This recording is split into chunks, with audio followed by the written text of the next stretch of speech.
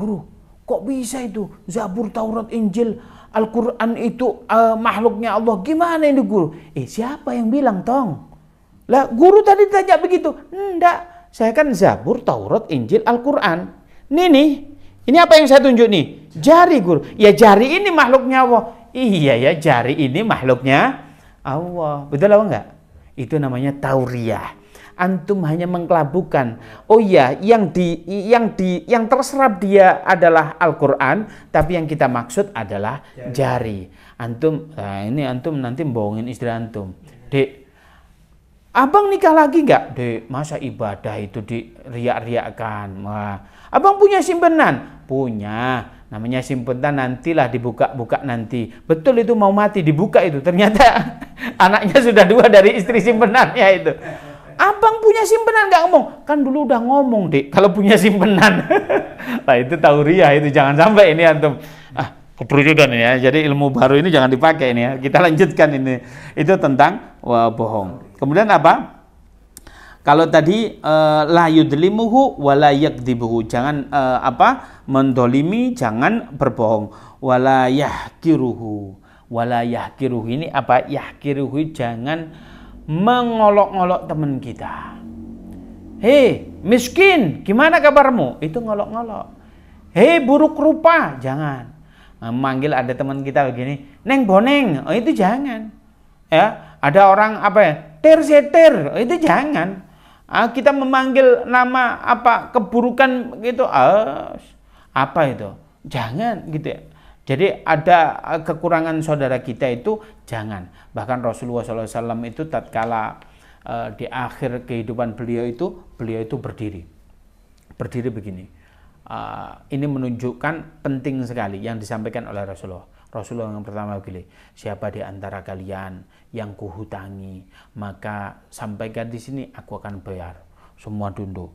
Yang satu orang, saya alaika la tadarohim. Engkau ini punya utang 3 dirham. Loh Pak, 3 dirham. 3 dirham ini zaman dulu ya sepele Pak. Yang utang bukan kiai antum ini, nabi antum. Koyo-koyo antum itu ya diikhlasno. Apa kata orang ini? Alaika la tadarohim. Kemudian apa? Ada asisten namanya Fadl. Ya Fadl, idfa. Fadl, bayar. Dibayar Pak. Yang kedua, siapakah pernah irdon?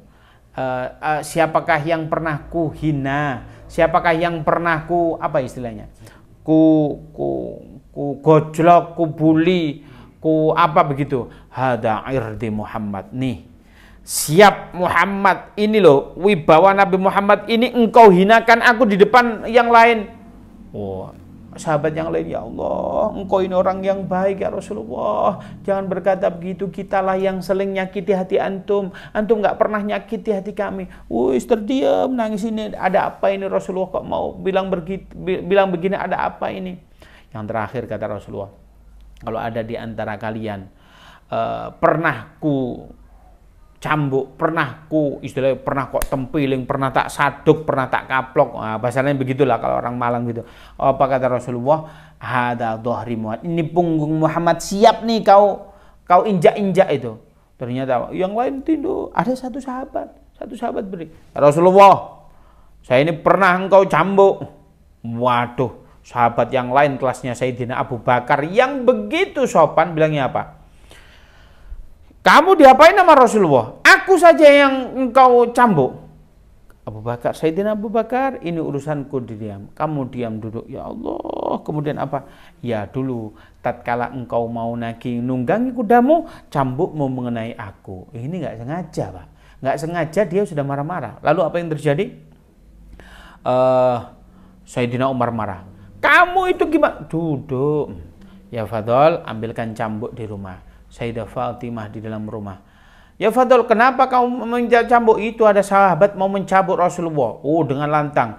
Ya Fadl, sampaikan, aku ini ahli waris dari abahku. Jangan sampai abahku ini engkau sentuh. Biar aku yang menggantikan abahku. Ini karena saking sayangnya itu ke abahnya itu. Nah, kemudian apa? Sayyidah Fatimah sampai memiliki gelar apa? Ummu abuhu. Ibunya, bapaknya.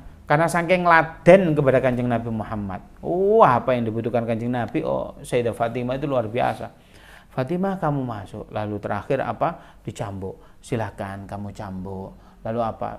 Sahabat yang lain nangis. Lalu dia bilang begini, ini mokong ini. Mokongnya bagaimana?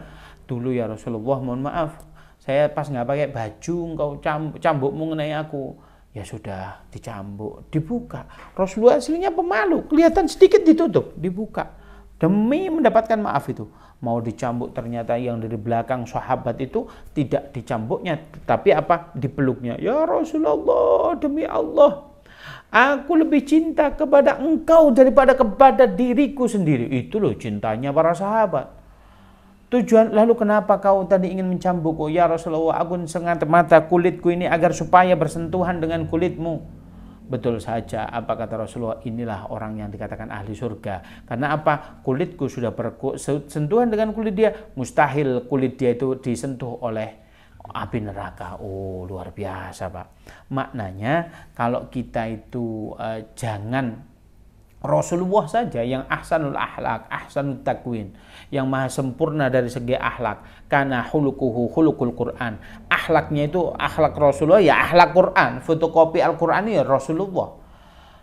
Rupanya bagus, apa sih akhlaknya Al-Quran, tapi masih minta maaf. Nah ini kita jangan sampai kita apa merendahkan saudara kita dengan cara latah takir. Jangan apa mengilokno, membuli saudara-saudara kita. Itu tadi ya. Lah ini kata-katanya at-taqwa hahuna. Kalau kita tadi mengatakan hasad dan yang lain sebagainya di hati, Pak. Cara membersihkannya kita mengaku, kita mendoakan untuk diri kita agar supaya diperbaiki hati kita, dan kita mendoakan orang yang kita hasadi itu tempatnya di hati. Kemudian apa kata Rasulullah? At-taqwa hahuna. Kalau kalian sudah bisa meredam atas semua itu tadi, antum ada takwa. Sampai apa? Wa yubashiru ila sadrihi thalatha marrah. Dan Rasulullah menepuk dadanya 3 kali. Ini merupakan gambaran bahwasanya ini penting sekali. Berarti apa? Memperbaiki diri dari inner beauty Anda, dari hati Anda. Itu penting sekali. Ini Rasulullah menepuk dadanya 3 kali. Agak panjang sedikit ya, saya lanjutkan. Bihasbihi imri'in minasyarra'i ayyahkira akhahul muslim kullu muslimin alal muslim haramun damuhu wa maluhu wa irduhu. Setiap muslim itu yang pertama haram darahnya. Maknanya antum memukul orang kafir dengan memukul orang muslim, kafirnya yang harbi, maka dosanya jauh lebih besar antum memukul orang muslim. Karena darahnya orang muslim itu haram bagi antum. Maka jangan sekali-kali antum mendolimi atau memukul. Maka Allah yang bertindak. Wa maluhu. Ingat ini, harta seorang muslim. Kalau antum kemplang, kalau antum korupsi, Allah yang bertindak. Hati-hati ya ikhwan. Wa irduhu, kehormatan seorang muslim. Kalau antum rendahkan, antum direndahkan, membalik merendahkan dia, hati-hati. Karena apa? Itu haram bagi kita. Jangan sampai merendahkan saudara kita sesama muslim. Hadis ini diriwayatkan oleh Imam Muslim. Taib, itu yang bisa saya sampaikan. Oh, Masya Allah ini. Backlight sedikit. Oke. Taib, ada yang ditanyakan, teman-teman? Ya, sebentar ini. Pak Dodi, silakan.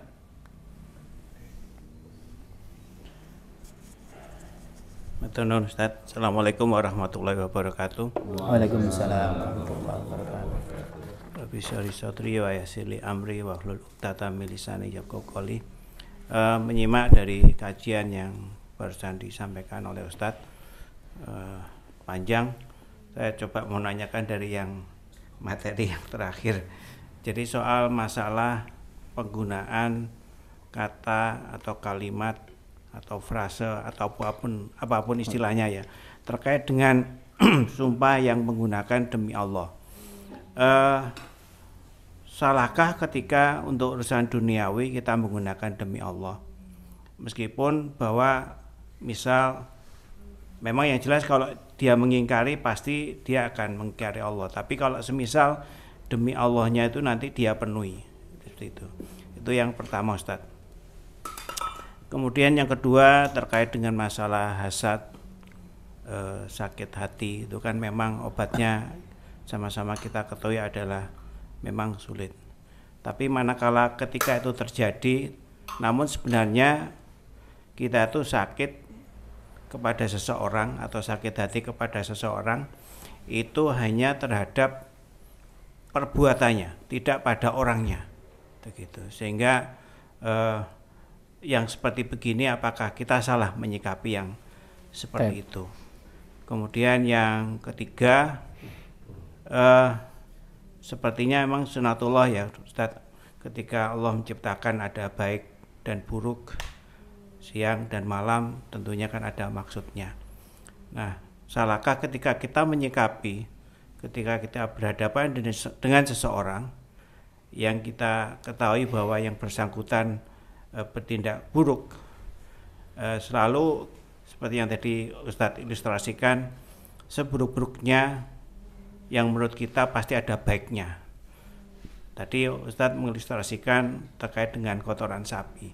Sama halnya ketika kita kepada seseorang, buruknya seseorang, kita mengambil hikmah dari keburukan itu, jadi pelajaran jangan sampai kita akan berbuat yang sama. Nah, apakah yang seperti inikah yang dimaksud dan apakah itu dibenarkan? Oke, kira-kira itu Ustaz. Matur nuwun. Assalamualaikum warahmatullahi wabarakatuh. Waalaikumsalam warahmatullahi wabarakatuh. Yang pertama, bolehkah kita sumpah atas nama Allah Subhanahu wa taala dalam urusan duniawi? Hukumnya boleh. Nah, sumpah itu atas nama Allah Subhanahu wa taala ingin kita menunjukkan apa yang kita lakukan itu adalah hak, betul adanya. Maka yang tidak boleh tadi dikategorikan bohong atas nama Allah Subhanahu wa taala. Jika antum bersumpah atas nama Allah Subhanahu wa taala tetapi antum berbohong kepada saudara antum, maka yang memberi respon nanti Allah Subhanahu wa taala. Maka ini jangan sampai antum lakukan. Apalagi dengan urusan sepele. Demi Allah ini dagangan gue yang paling bagus. Ini apa hubungannya? Ya insya Allah lah. Semoga kalau menurut saya ini baik. Ya gitu aja lah, sederhana. Enggak perlu antum sumpah. Billahi alik. Demi Allah atas nama engkau. Oh aduh itu. Nah, itu di orang Arab sering itu Pak terjadi begitu ya. Taib. Itu yang pertama. Jadi boleh sumpah atas nama Allah walaupun urusan duniawi asalkan itu betul. Jika tidak, Allah yang bertindak. Yang kedua, apa tadi? Terkait dengan masalah penyakit hati, Ustaz. Jadi kita menyikapinya tidak membenci orangnya. Oke. Ya, tapi kita bolehkah membenci ada orang yang buruk, ada orang yang ego, ada orang yang temperamen, ada orang yang NPD. Boleh nggak kita? Saya tidak membenci orangnya, tapi membenci NPD-nya, membenci egonya, membenci kasarnya. Saya tanya, antum bisa membedakan kasarnya dengan orangnya? Benci kita itu tidak bisa terarahkan. Jangan-jangan kita tujuannya membenci dengan cara apa? Bagaimana Anda membenci itu bukan orangnya? Boleh, kita membenci. Boleh saya? Boleh diskusi. Kita membenci perbuatannya, tapi dalam keseharian kita tetap baik dengan yang bersangkutan. Bisa begitu? Oke, bisa. Membencinya begini, jika Anda hasad itu antum benci, ya memang perintah Rasulullah kita nggak harus benci hasad itu. Bagaimana caranya? Benci itu bukan berarti antum tidak suka orangnya. Bagaimana cara benci ego dia? Ya antum perbaiki. Bagaimana antum benci terhadap orang yang pelin-pelan begitu ya? Ya antum perbaiki pelin-pelannya. Itu namanya antum benci terhadap pelin-pelannya, bohongnya, apanya begitu. Jika antum menjauhi dia, itu antum sudah benci orangnya. Jika antum malah bentak dia, itu akan orangnya. Maka bagaimana caranya? Antum harus punya metode untuk memperbaiki dia. Itulah yang antum benci hasadnya. Itulah yang antum benci egonya. Itulah yang antum benci keburukannya, bukan orangnya. Tapi antum tidak ada islah, tidak ada memperbaiki dia, pasti antum membenci orangnya. Itu nggih? Boleh hukumnya. Yang ketiga tadi, mohon diulang. Terkait dengan masalah di setiap keburukan seseorang tentu ada kebaikannya. Kemudian kita menyikapi dengan mengambil hikmah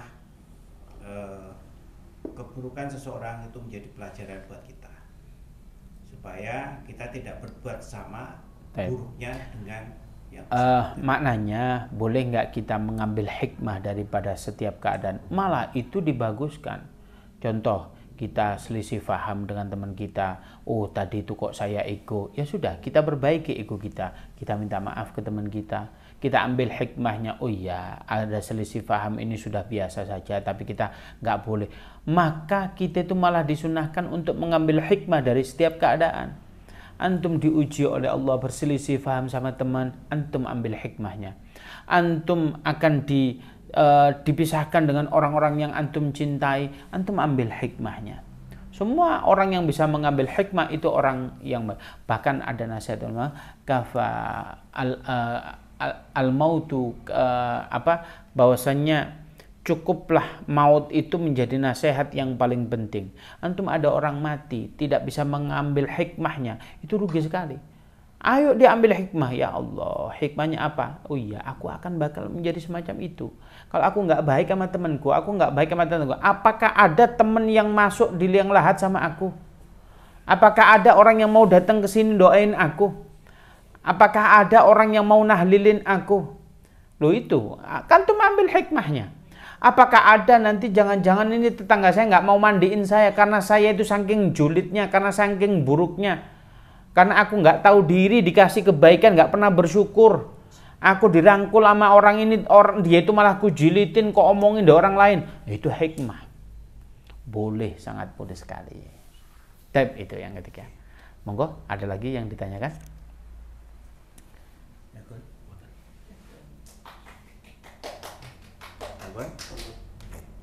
Taib, alhamdulillah, semoga jamaah ngopi ini insya Allah ke depan akan lebih bervariasi. Ada beberapa materi nanti yang baru, semoga nanti bisa berkembang lebih baik sesuai kapabilitasnya masing-masing. Ada ahli fikih, ada ahli hadis, ada ahli tafsir, ada ahli Quran. Semoga nanti bisa berkembang. Taib, majelis ngopi semoga senantiasa istiqomah, semoga ilmu yang diberikan kepada kita manfaat. Itu dari saya akhiri. Assalamualaikum warahmatullahi wabarakatuh.